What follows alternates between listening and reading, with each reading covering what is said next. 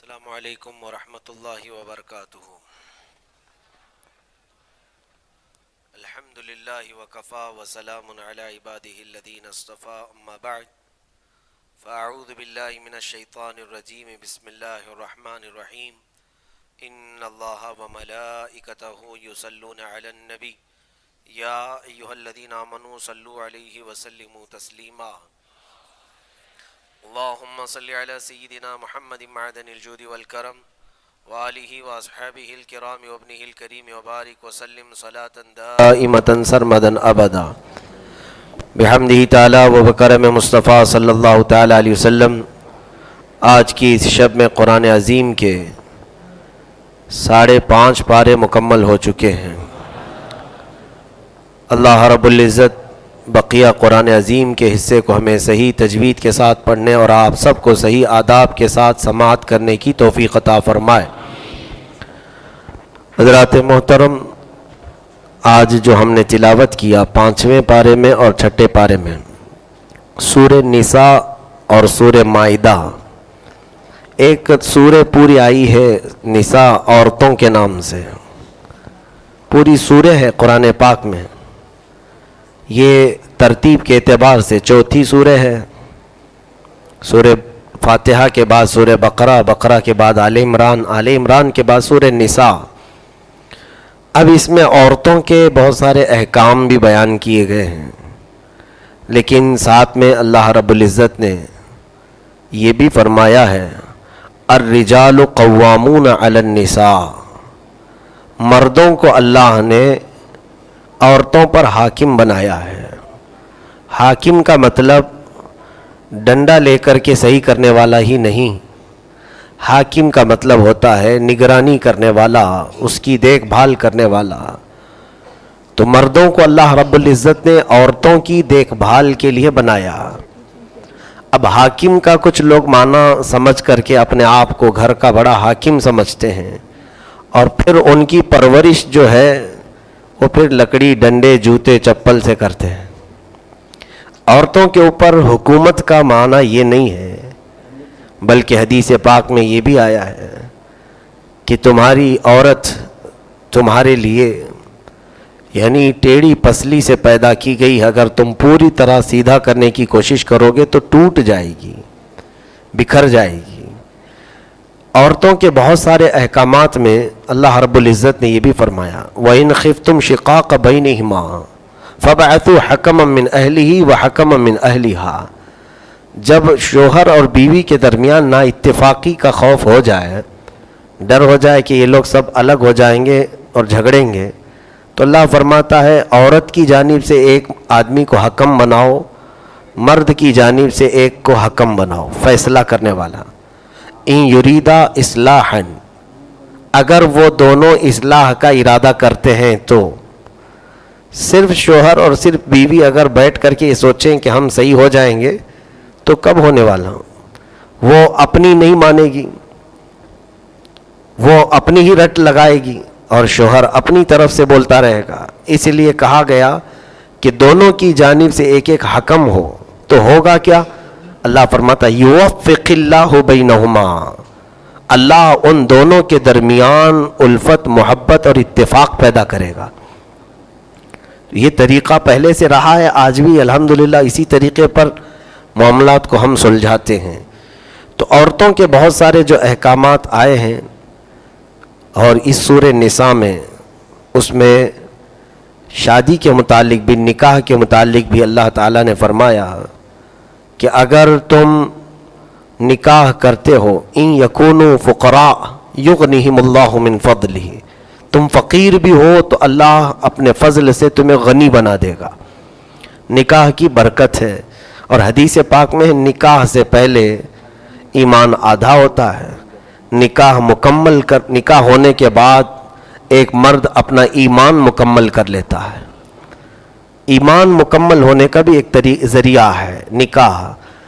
اب اس کے لیے جو لوگ ہمارے جوان بچے یہ جو کہتے ہیں ابھی میں سیٹل ہونے والا ہوں اور ابھی سٹینڈ نہیں ہوا، چل پھر رہا ہے پھر بھی سٹینڈ نہیں ہے، تو یہ جو بات ہے کہ ابھی مجھے سیٹل ہونا ہے، تو کب آئے گا وہ سیٹلمنٹ؟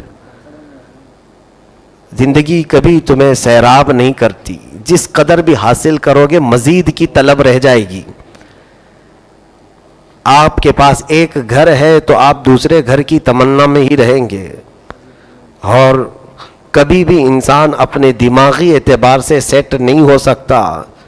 قرآن کہتا ہے تم نکاح کر لو، اللہ تمہیں غنی بنا دے گا، تمہیں اس کی برکت سے اپنے فضل سے مولا تمہیں امیر بنا دے گا۔ تو یہ رہی نکاح کے احکام وغیرہ، بڑے تفصیل سے ہیں۔ ایک آیت جو 5ویں پارے میں ہے رسول مختار صلی اللہ تعالیٰ علیہ وسلم کی فضیلت پاک میں، فَلَا وَرَبِّكَ لَا يُؤْمِنُونَ حَتَّى يُحَكِّمُوكَ فِي مَا شَجَرَ بَيْنَهُمْ۔ یہ بہت اہم چیز ہے میرے لیے عزیزو، سنو اس کو توجہ سے۔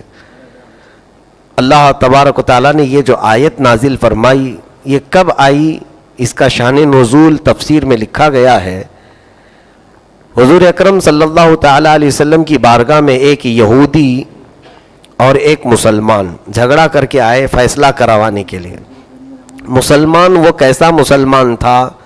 صرف ظاہری مسلمان تھا، دل سے اس کے اندر کوئی ایمان نہیں تھا، نام کا مسلمان تھا۔ اس کا جھگڑا یہودی سے ہوا، وہ زمین کے معاملے میں جھگڑا تھا، تو دونوں آئے۔ یہودی پہلے بات تو اس بات کو مانا کہ حضور صلی اللہ علیہ وسلم کے پاس فیصلہ کروانے جائیں، ورنہ تو ہر کوئی یہی سوچتا نا کہ یہ مسلمان ہے اور ان کے نبی ہو سکتا ہے اس کی طرف کا فیصلہ کر دیں گے، نہیں۔ لیکن یہودی نے یہ کہا کہ اگر محمد صلی اللہ علیہ وسلم فیصلہ کریں گے تو حق فیصلہ کریں گے۔ تو جب یہ دونوں آئے، معاملہ پورا میرے آقا صلی اللہ علیہ وسلم نے سنا کیا کیا ہے۔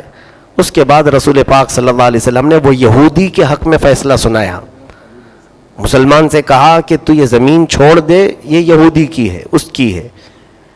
عدالت اسلام میں ہر ایک کے ساتھ برابر کا ہے، یہاں پر اپنا اور غیر، اجنبی اور رشتہ دار نہیں دیکھا جاتا۔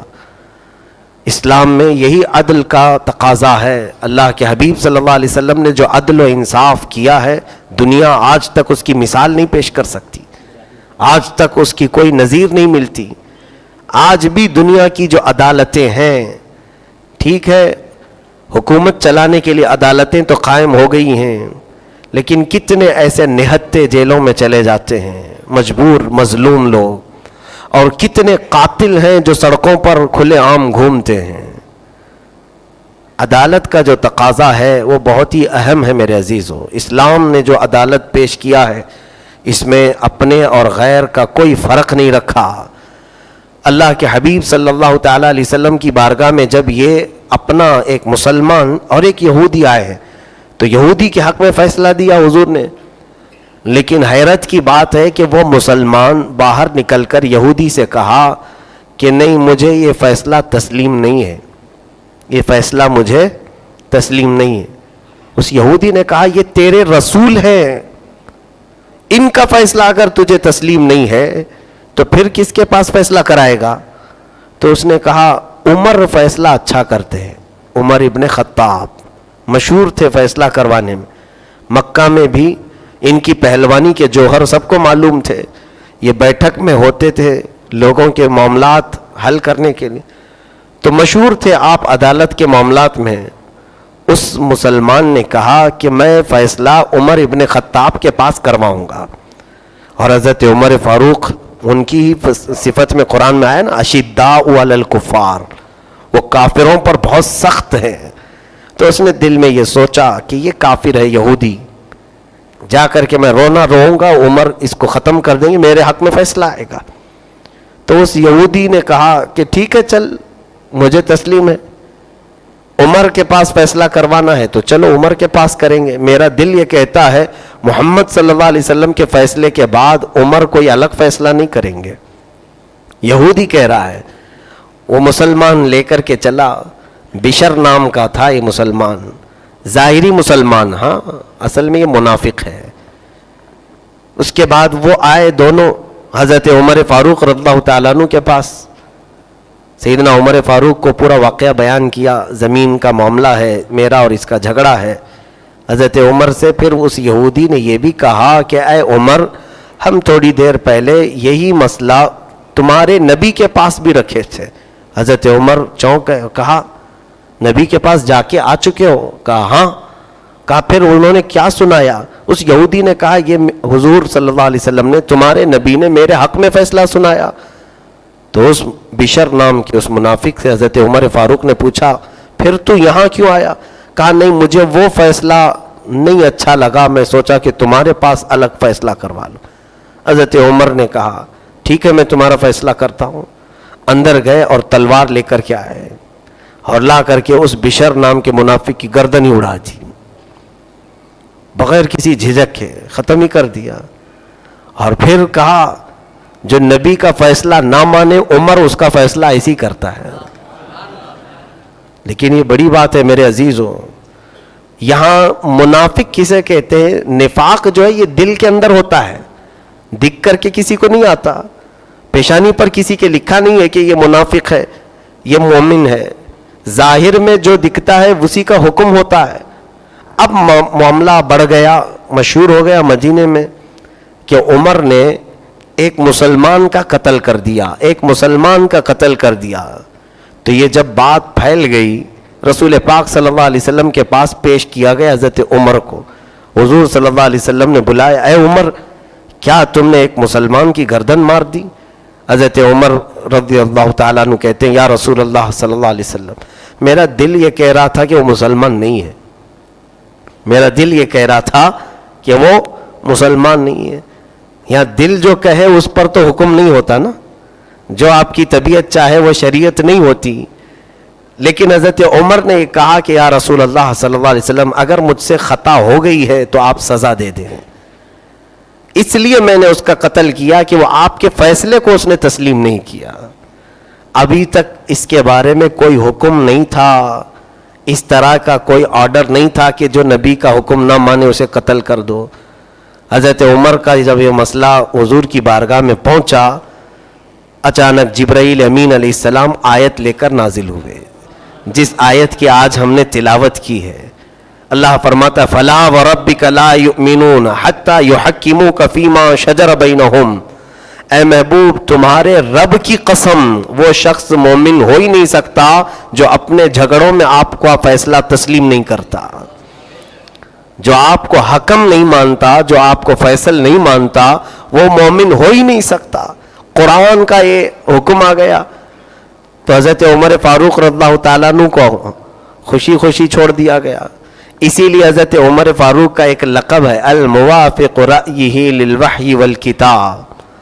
ہمیشہ حضرت عمر کی رائے جو ہے، کبھی کبھار پہلے کچھ رائے دیتے تھے اور اسی کے موافق میں قرآن کی آیت آ جاتی تھی۔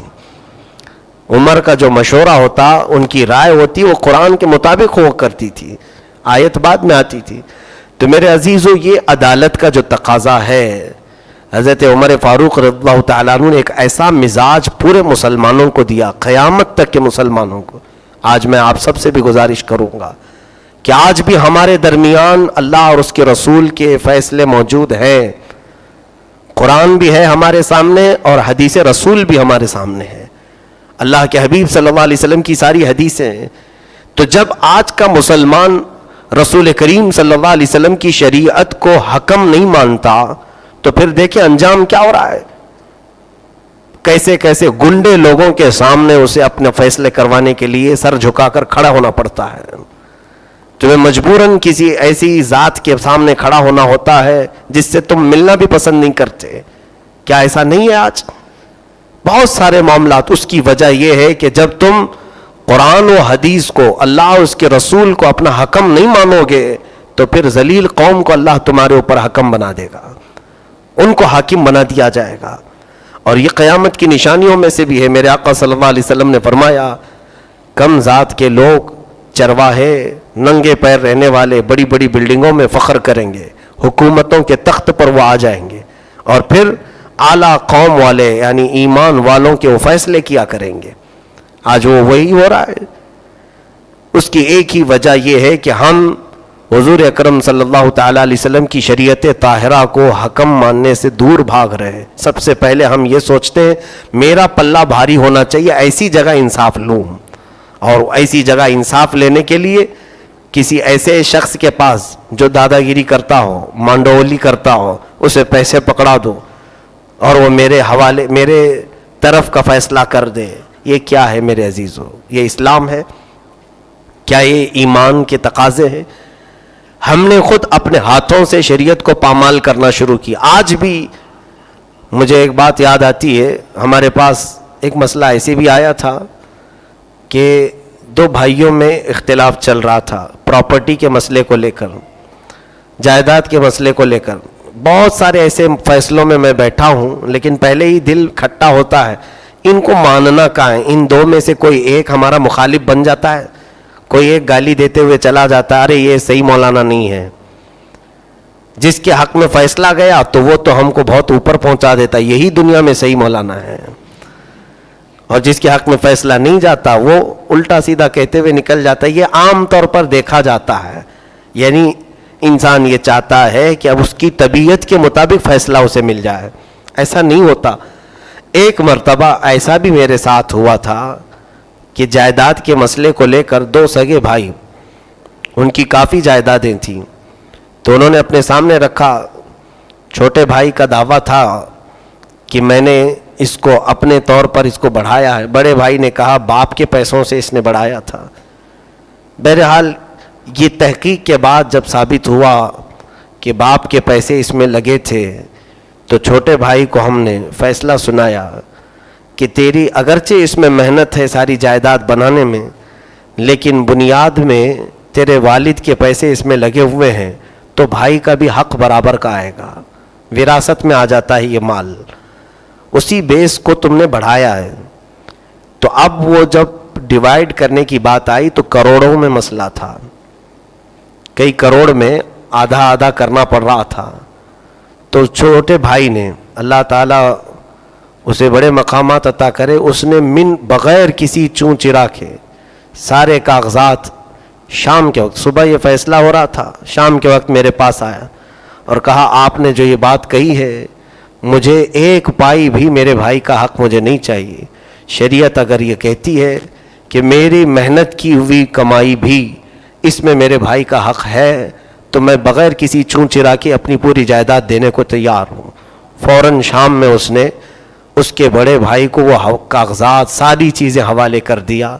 دل بڑا خوش ہوا.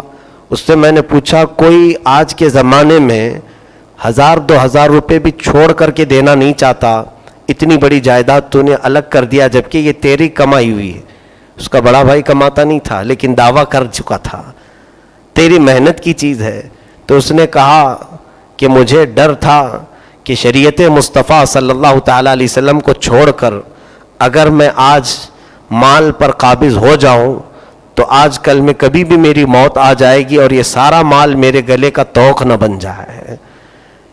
بس یہی چیز ہے میرے عزیزو, آخرت کا جسے ڈر ہو وہ دنیا میں وہی معاملات کرتا ہے جو اللہ اس کے رسول کو پسند ہے. مال کی محبت میں ہم نے کئی لوگوں کے گلے گھونٹنے کے پلان بنا لیتے ہیں, کئی ایسے بھی ہیں قتل کے ارادے ہو جاتے ہیں. ماں باپ ایک طرف ہے کٹہرے میں اور بیٹا ایک طرف ہے کورٹ میں, کس وجہ سے؟ جائیداد کے معاملات میں. تو اس مال نے تمہارے رشتوں کو کڑوا کر دیا, ختم کر دیا. تو یہاں پر سیدنا عمر فاروق رضی اللہ تعالیٰ عنہ نے جو مزاج دیا ہے کہ تم اپنے معاملات میں رسول پاک صلی اللہ علیہ وسلم کو حکم بنا لو, حضور کو حکم بنا لو, پھر دیکھنا تمہاری زندگی ہر طرح کی کڑواہٹ سے آزاد ہو جائے گی. ہاں تھوڑی دیر کے لیے نفس کبھی نہیں مانے گا, نفس نہیں مانے گا کہ میں شریعت کے مطابق چیزیں سن لوں, لیکن اسے منوانا پڑے گا. اسلام کیا ہے میں آپ کو اس کی ایک مثال دے دوں. بادشاہ شمس الدین التمش کا زمانہ ہے, اس یا بادشاہ غیاث الدین بلبن, ایک بہت بڑے اسلامی بادشاہ کا, ہندوستان کے بادشاہ. اس وقت ایک مسئلہ ایسا پیش آیا تھا کہ وہ شکار کھیلنے کے لیے گیا یا جنگل میں, اس کے تیر سے, بادشاہ کے تیر سے ایک غریب بچے کو تیر جا کر لگا اور بچہ ختم ہی ہو گیا. وہ جس کا بچہ تھا وہ ایک عورت، کام کرنے والی عورت تھی، تو وہ ہائے ہائے چیختے ہوئے آئی. اس نے دیکھا کہ بچہ جو مر گیا ہے تیر لگ کر کے. لگا کس کا تیر؟ تو بادشاہ کا تھا، ہندوستان کا بادشاہ. یہ ہندوستان نہیں، اس وقت اکھنڈ ہندوستان، جس میں پورا پاکستان، افغان بھی کچھ حصہ اور پھر بنگلہ دیش، یہ سب ملا کر کے ہند تھا. اتنی بڑی سلطنت کا بادشاہ، اس کا تیر لگا ہے. یہاں تو سب ختم کر دیا جائے گا، سب رشوت کے طور پر بڑے بڑوں کے گناہ پاک کر دیے جاتے ہیں. ایک بار گنگا میں نہا لیں سب پاک دھل جائیں. یہ اسلامی عدالت کے تقاضے نہیں ہیں. اس بادشاہ کے تیر سے بچہ ختم ہوا.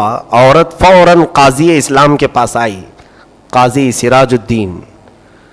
ان کے پاس یہ چیف جسٹس تھے اس وقت، قاضی اسلام. عورت نے مقدمہ رکھا، کہا کہ میرا بچہ بادشاہ کے تیر سے مرا ہے. کہا گواہ ہے تیرے پاس؟ کہا ہاں گواہ ہے. میرے پاس بھی گواہ ہے، اور بادشاہ کو طلب کرے اس کے سپاہی بھی گواہ ہیں. تو قاضی اسلام نے کہا ٹھیک ہے، عدالت میں تیرا فیصلہ کر دیا جائے گا. لیکن یہ نہیں کہا قاضی نے کہ تو نے کس کے بارے میں فیصلہ لائی ہے، مقدمہ لائی ہے، میں کچھ بھی بات کروں گا تو میری سیٹ چلی جائے گی. نہیں، قاضی اسلام ہے. بادشاہ کو طلب کیا عدالت میں. بادشاہ غیاث الدین عدالت میں آئے.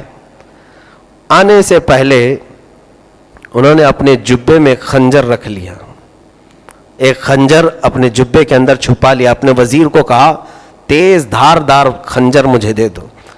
سپاہی سب گھبرا گئے کہ قاضی کی شامت آئی ہے آج. اور بادشاہ نے خنجر اپنے جبے میں چھپا کر رکھا اور عدالت میں آئے. آنے کے بعد قاضی کے سامنے کھڑے ہو گئے. تو قاضی نے وہیں کھڑا کیا جہاں ملزم کو کھڑا کیا جاتا ہے، بادشاہ کو ایک طرف، عورت کو. عورت سے پوچھا کیا تیرا مقدمہ ہے؟ ثابت ہو گیا. تو قاضی نے کہا اے بادشاہ اسلام، آپ اب میرے سامنے ایک ملزم کی حیثیت سے ہیں. آپ کے تیر سے اس غریب عورت کا ایک بچہ ختم ہوا ہے. اسلامی قانون کے اعتبار سے جان کے بدلے جان ہے. عورت چاہے تو اپنے بچے کے بدلے میں قصاص لینے کے لیے آپ کا قتل کر سکتی ہے. جان کے بدلے جان ہے. دوسرا آپشن یہ ہے، عورت اگر چاہے تو دیت، یعنی ایک جان کے بدلے کچھ پیسے مانگ لے اس سے، قاتل سے، اور اس سے پیسے مانگ کر کے اگر وہ معاف کرنا چاہے تو یہ عورت کے لیے آپشن ہے. قاضی اسلام نے یہ فیصلہ سنا دیا. بادشاہ کٹہرے میں کھڑا ہے، قتل بھی ہو سکتا ہے اور پیسے دے کر کے چھوٹ بھی سکتا ہے. اب عورت کو پوچھا گیا کہ تیرے لیے، تیرے حق میں فیصلہ آ گیا، آپشن ہیں دونوں، تو اپنے بچے کے جان کے بدلے اس بادشاہ کی جان لے سکتی ہے، یا تو پھر تجھے جس چیز کا مطالبہ کرنا ہے مال کا وہ مطالبہ کر، اگر وہ بادشاہ دیتا ہے تو اسے آزاد کر دیا جائے گا. اس عورت نے کہا میرا بچہ تو جا چکا، دنیا سے رخصت ہو چکا، میں چاہتی ہوں کہ میرے گھر کے لیے یہ کچھ مال دے دے، میں دیت لے کر کے معاف کرنا چاہتی ہوں بادشاہ. بادشاہ نے اس کی منہ مانگی قیمت اسے دے دیا، جتنا اس عورت نے مطالبہ کیا اس سے زیادہ دیا. عورت کو قاضی نے کہا تو چاہتی تو جان بھی لے سکتی تھی بادشاہ کی. اس عورت نے کہا ہاں پہلے تو یہی سوچ کر آئی تھی، لیکن جب میں نے اسلام کا یہ سچا فیصلہ دیکھا اور بادشاہ کو سر جھکائے کھڑے دیکھا تو میں نے یہ دل میں سوچا کہ ایسے بادشاہ کو زندہ رہنے کی ضرورت ہے. ایسے بادشاہ کے زندہ رہنے سے اللہ تعالیٰ برکت عطا کرے گا. میں نے معاف کر دیا. اس کے بعد فیصلہ ہو گیا. اب بادشاہ جو خنجر چھپا کر کے آئے قاضی اسلام کے پاس آئے. قاضی صاحب اپنے گدے پر بیٹھے ہوئے تھے، کرسی عدالت پر. تو بادشاہ سامنے کھڑے ہو کر کے کہنے لگے، قاضی اسلام سراج الدین رحمت اللہ تعالی، کہا اللہ آپ پر رحم فرمائے، آپ نے آج شریعت مصطفیٰ صلی اللہ علیہ وسلم کے مطابق فیصلہ کیا، سامنے والے کی حیثیت کو نہیں دیکھا، آپ نے بالکل وہی فیصلہ کیا. اے قاضی اسلام، جانتے ہیں آپ؟ جبہ کھول کر کے خنجر نکالا اور دکھایا. تیز خنجر میں گھر سے لے کر نکلا تھا. جانتے ہیں کیوں؟ اگر آج فیصلہ سنانے میں ذرا برابر تم سے چوک ہوتی، تم عورت کی بجائے میری حمایت میں فیصلہ دے دیتے تو میں اسی کرسی پر تمہارا قتل کر دیتا۔ میں اپنے ملک میں ایسا قاضی نہیں دیکھنا چاہتا جو شریعت کے خلاف فیصلے دیتا ہو۔ قاضی اسلام مسکرائے، کہا اپنی کرسی سے اٹھے اور ان کے گدے کے نیچے کوڑا رکھا ہوا تھا۔ بادشاہ سے کہا یہ کوڑا دیکھیں، میں آپ کے آنے سے پہلے ہی نیچے رکھا تھا۔ جانتے ہو کیوں؟ میں نے سوچا کہ فیصلہ سنا دیتا ہوں، بادشاہ مان لیا تو ٹھیک ہے، نہیں مانا تو اسی کوڑے سے منواؤں گا۔ یہ اسلام ہے، یہ اسلام ہے، عدالت کے تقاضوں کو پورا کرتا ہے اسلام۔ یہاں پر شخصیتیں نہیں دیکھی جاتی، سامنے کون ہے وہ نہیں دیکھا جاتا۔ ہمارے ہاں عدالت کی ایک جو آئیڈینٹی ہے دکھانے کے لیے تو بند آنکھوں والی علامت سب جگہ رہتی ہے، ترازو سب جگہ رہتی ہے۔ عدالت کے نشان کے طور پر ترازو دیکھے ہوں گے نا آپ، لیکن وہ ترازو ہمیشہ ایک طرف جھکی رہتی ہے، وہ برابر والی ترازو ہونا چاہیے کسی ایک کے حق میں۔ حتیٰ کہ آج جو بنام اسلامی ممالک ہیں، خواہ وہ سعودی عرب ہو یا امارات ہو، ابھی اسی سفر میں پچھلے مہینے کی بات کر رہا ہوں، ریاض ایئرپورٹ میں ہمارے علاقے کا ایک نوجوان بچہ دوڑتے ہوئے آیا میرے پاس ملنے کے لیے۔ پہچان کر کے وہ آیا، کام کرتا تھا، کہا کہ برسوں سے میں ملاقات کا متمنی تھا، آج ایئرپورٹ میں آپ سے ملاقات ہوئی۔ تھوڑی دیر کے بعد وہ رونے لگا، پوچھا کیا بات ہے؟ کہا مجھے بڑا یہاں پر ظلم و ستم کا نشانہ بنایا گیا ہے، میں جانا چاہتا ہوں واپس ملک۔ ایک دو نہیں میرے عزیزوں، ایسے ہزاروں معاملات ہیں۔ کہا کیا ہوا؟ کہا ایک سعودی نے مجھے جوتے اٹھانے کے لیے کہا، اس کے جوتے اٹھا کر کے سر پہ رکھنے کے لیے، تو وہ سزا دینے کے لیے دوستی یاری میں، تو میں نے منع کیا تو اس نے میرے منہ پہ تھوک دیا، کہا کہ تم لوگ نیچ قوم والے ہو۔ ایک مسلمان دوسرے مسلمان کو یہ کہہ سکتا ہے؟ ہندوستانی ہونے کے اعتبار سے اسے ایسا ذلیل انداز سے اس نے تھوکا، تو اس نے کہا میں نے ہاتھ اٹھا کر ایک تماچا اسے لگایا، بس اتنی بات تھی کہ یہ مقدمہ میرے اوپر کر دیا اور لے جا کر کے مجھے 3 مہینے کی سزا دلوایا، اور جیل میں ایسا رکھا گیا تھا، اتنا مارا گیا کہ جگہ جگہ نشانات ہیں۔ کس وجہ سے؟ صرف اس کی کوئی خطا نہیں مانی گئی، اس کی کوئی غلطی نہیں جو وطن کا ہے، باہر کا جو ہوگا، اجنبی جو ہوگا اسے جیل میں ٹھونس دیا جاتا ہے۔ یہ اسلام نہیں ہے میرے عزیزوں۔ آج بھی عرب میں یہ حال ہے کہ جو وہاں کا کوئی عالم منبر سے اگر حق بات کا اعلان کر دے تو دوسرے دن وہ جیل میں ہوتا ہے۔ بادشاہ کی پالیسیوں کے خلاف کوئی بیان نہیں کر سکتا، حرم کے امام کو تک اتار دیا جاتا ہے۔ وہاں پر بالادستی صرف طبیعت کی ہے، شریعت کی نہیں۔ یہ جو پرچار کیا جاتا ہے اسلامی کنٹری، ایسا نہ کہو، اسلام بدنام ہوگا۔ ان کے اعمال سے اسلام کیا پھیلتا ہے؟ انہوں نے عدالت کی دھجیاں اڑائی ہیں۔ مدینہ طیبہ کے موجود کورٹ میں، وہاں کی عدالتوں میں ہمیں یہ جو اخبار وہاں کی ملتی ہیں، کئی لاکھ ریال وہ رشوت لے کر کے فیصلے کرتے ہیں۔ مدینہ رسول میں بیٹھے ہوئے قاضی، وہاں کے اہل مدینہ اس بات کی خبر دیتے ہیں۔ تو پوری طرح سے انہوں نے اسلام کی دھجیاں اڑائی ہیں۔ میرے عزیزوں، یہ جو ظاہر میں دکھ رہا ہے اس کو اسلام نہ سمجھیں، اسلام کی سچی تاریخ ہماری کتابوں میں موجود ہے۔ ہاں، اگر کسی کو اسلام پیش کرنا ہے، عدالت کسے کہتے ہیں، تو صرف ایک چہرہ پیش کرو، عمر ابن خطاب کا، اور پھر دنیا سے مطالبہ کرو کہ ہے کوئی اس کی مثال لا کر کے دکھاؤ۔ انہوں نے اپنوں کے لیے بھی کبھی، حتیٰ کہ آپ کی آخری عمر تھی، حضرت عمر فاروق رضی اللہ تعالیٰ عنہ کو شہید کیا گیا نا خنجر مار کر کے۔ آپ کو خنجر مارنے کے 3 دن تک آپ موجود تھے، باحیات تھے۔ آپ سے کہا گیا اے عمر اپنے بعد کسی کو خلیفہ بنا دیجئے آپ، اور ظاہر سی بات ہے ان کے بیٹے حضرت عبداللہ وہ صحابی تھے، لوگوں نے یہ کہا کہ عبداللہ کو آپ اپنا جانشین بنا دیجئے، اپنے بیٹے کو آپ اپنے بعد خلیفہ اعلان کر دیں۔ آپ کے اعلان کے بعد کس کی مجال ہے کہ نہیں مانے گا؟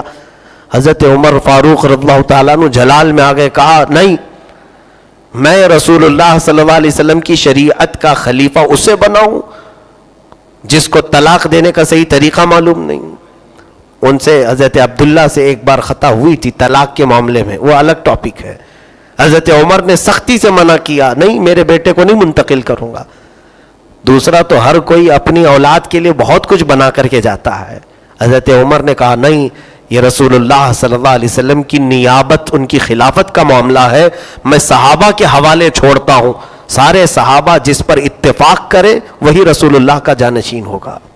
نہیں بنایا آپ نے. یہ طرف داری یا پھر کسی ایک کی خاطرداری اسلام میں ہے ہی نہیں. اسلام حقانیت کو دیکھتا ہے. ان اکرمکم عند اللہ اتقاکم.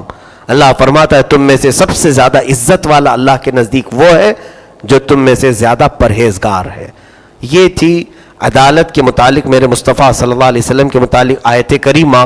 اس کے علاوہ اور بھی بہت ساری آیات ہم نے تلاوت کی ہیں. آج چھٹے پارے کی جو شروع کی آیتیں ہیں اس میں بھی اللہ رب العزت نے یعنی سورہ مائدہ کا جو ذکر آیا ہے. مائدہ دسترخوان کو کہتے ہیں، مائدہ دسترخوان کو کہتے ہیں. ایک دسترخوان کا ذکر آیا ہے سورہ مائدہ میں، اس کی تلاوت کل ہوگی، کل اس کی تلاوت ہونے والی ہے. حضرت عیسیٰ علیہ السلام نے دعا کی تھی، اے اللہ ربنا انزل علینا مائدۃ من السماء تکون لنا عیدا لاولنا وآخرنا. اے اللہ ہم پر تو آسمان سے ایک دسترخوان اتار. کون دعا کیا؟ عیسیٰ علیہ السلام. توجہ چاہوں گا، عیسیٰ علیہ السلام نے دعا کیا تھا اے اللہ ہم پر تو آسمان سے ایک دسترخوان اتار. دسترخوان میں کیا ہوتا ہے؟ آج کل روزانہ شام میں دسترخوان ہی تو دکھتا ہے. افطاری کے وقت پتہ ہے نا دسترخوان کسے کہتے ہیں. دسترخوان اتارنے کی دعا کی اور رب تبارک و تعالیٰ سے عرض کرتے ہیں جس دن وہ دسترخوان اترے گا وہ ہمارے لیے عید کا دن ہوگا. لیکن صرف ہمارے لیے نہیں، تکون لنا عیدا لاولنا وآخرنا، ہمارے اگلوں کے لیے، ہمارے پچھلوں کے لیے، سب کے لیے وہ عید کا دن ہوگا. کون سا دن؟ جس دن دسترخوان اترے. وہ کس کے لیے عید کا دن ہے؟ اب سوچئے دسترخوان اترے تو عید کا دن ہے، رسول پاک صلی اللہ علیہ وسلم جس دن پیدا ہوئے وہ عید کا دن کیسے نہیں ہوگا؟ پھر بھی لوگ کہتے ہیں میلاد کا ثبوت کہاں ہے؟ حضور پاک صلی اللہ علیہ وسلم جس دن تشریف لائے. اچھا عقل والے سے پوچھیں تو اتنی بات نہیں وہ کہے گا. کسی کو بھی پکڑ کر کے پوچھیں اے بندے دسترخوان افضل ہے کہ رسول اللہ افضل ہے؟ کوئی بھی چھوٹا سا بھی بندہ کہے گا کہاں تو مٹی کو آسمان سے نسبت دے رہا ہے؟ کہاں کون سی نسبت ہے دونوں کے درمیان؟ ایک دسترخوان کھانے پینے کی چیز اور ایک رسول اللہ جو محبوب خدا ہے. یقیناً جب دسترخوان اترنے والا دن عید کا ہو سکتا ہے تو 12 ربیع النور شریف میرے آقا کے آنے کا دن بھی عید کا ہو سکتا ہے. اور بلکہ ہم تو یہ کہتے ہیں ایک طرف عید الفطر اور عید الاضحیٰ رکھیں اور ایک طرف عید میلاد ہو تو عید میلاد ان دونوں عیدوں سے افضل ہے. اس کی وجہ یہ ہے کہ عید فطر رمضان کی عید یا عید الاضحیٰ بقرعید کی عید کس نے بتایا تمہیں؟ کون بتایا؟ پہلے سے کرتے آ رہے تھے. حضور صلی اللہ علیہ وسلم تشریف لائے، آقا نے ہی ہمیں بتایا کہ یہ رمضان ہے، آقا نے ہی بتایا ہمیں کہ یہ عید الفطر ہے، آقا نے ہی بتایا کہ یہ عید الاضحیٰ ہے.